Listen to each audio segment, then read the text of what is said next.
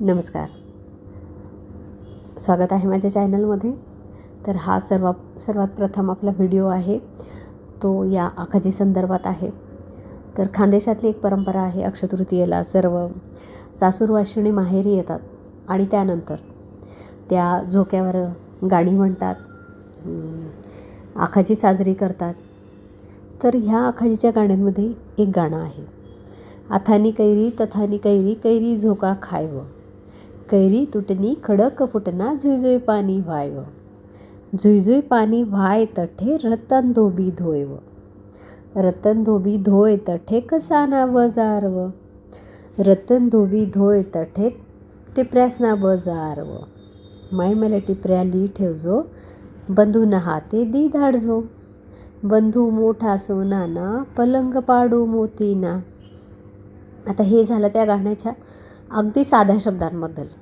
ह्याचे कवी कोण, लेखक कोण, आपल्याला त्याबद्दल माहिती नाही. पण ह्या गाण्यातला जर गर्भितार्थ बघायचा म्हटला तर ह्या गाण्यातून अगदी प्राकर्षाने ही जी आपली सासूरवाशीण गेलेली, सासरी गेलेली जी आपली माहेरवाशीण आहे, तर हिला ह्या निसर्गातल्या ह्या चक्राच्या रूपाने आपल्याला एक वास्तव जीवन उलगडून दाखवलेले आहे.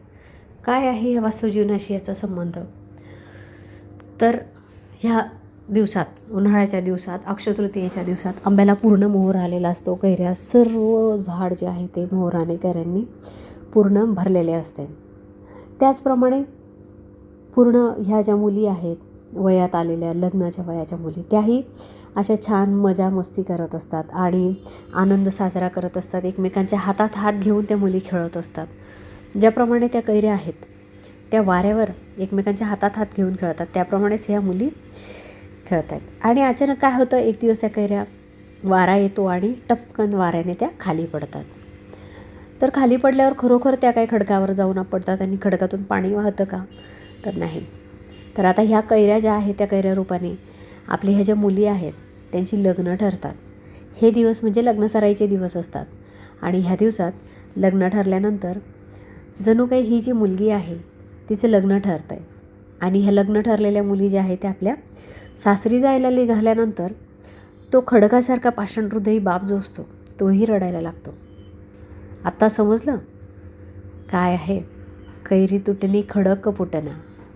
खडकासारखा पाषाण हृदयी आपला बाप त्यावेळी गळागळा रडतो.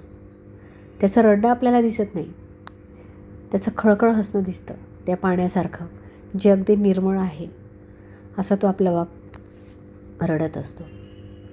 त्यानंतर ही माहेरवाशीण मुलगी लग्न होऊन सासरी जाते.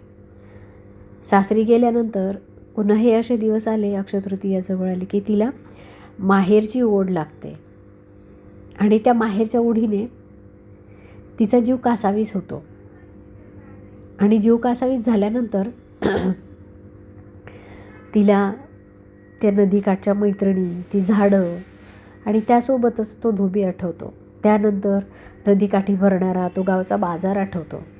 बाजार आठवल्यावर तिला आठवण येते की अरे, मला आता काय काय घ्यायचं आहे, मला असं काय हवं आहे. कारण सासरी गेल्यानंतर तिला फार बाहेर निघता येत नाही. काय हवं, काय नको, आवडीनिवडीच्या वस्तू सासरच्यांच्या आवडीनुसार घ्याव्या लागतात. आणि तीच सासूरवाशीण आता आपल्या आईला सांगते की आई, रतन धोबी धोय तठे टिपऱ्यास ना बजारव, मला टिपऱ्या घेऊन ठेव.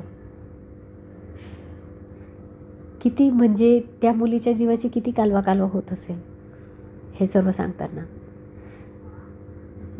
त्यानंतर ती म्हणते, रतन धोबी धोय तठे कसाना बजारव, माय मला टिपऱ्या ली ठेवजो, बंधूना हाते दी धाडजो.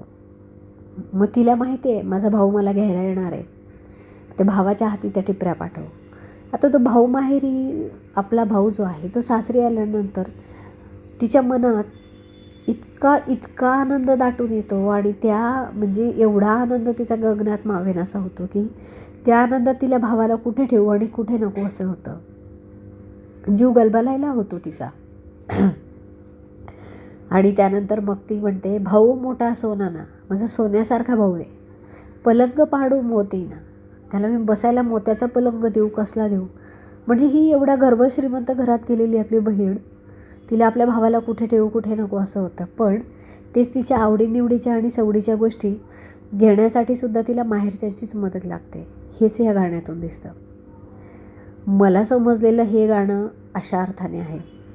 ह्याच्या पलीकडे त्या गाण्यातल्या सरळ सरळ शब्दातून आपण काय अर्थ घेऊ शकतो ते त्या अर्थांनाच माहिती. पण एक सासूरवाशीण म्हणून, एक बाई म्हणून आणि एक माणूस म्हणून मला ह्या कवितेचे लहानपणापासून समजत आलेले अर्थ हेच आहेत की ही सासूरवाशीण जी आहे तिला आपला तो प्राणप्रिय भाऊ आहे आणि आपल्या घरात तिला आता कुठे बसवू कुठे नको असं होतं आणि पुन्हा तिला माहेरची ओढ लागते, पुन्हा ती तेच गाणं म्हणते. अशी आहे संक्षिप्त आपल्या ह्या अथानी कैरी तथानी कैरी गाण्याचा अर्थ. आपल्यापैकी किती जणांना हा अर्थ माहिती होता ते नक्की कमेंटमध्ये लिहा.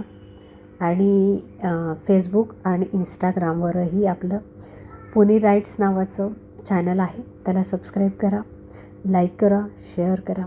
धन्यवाद.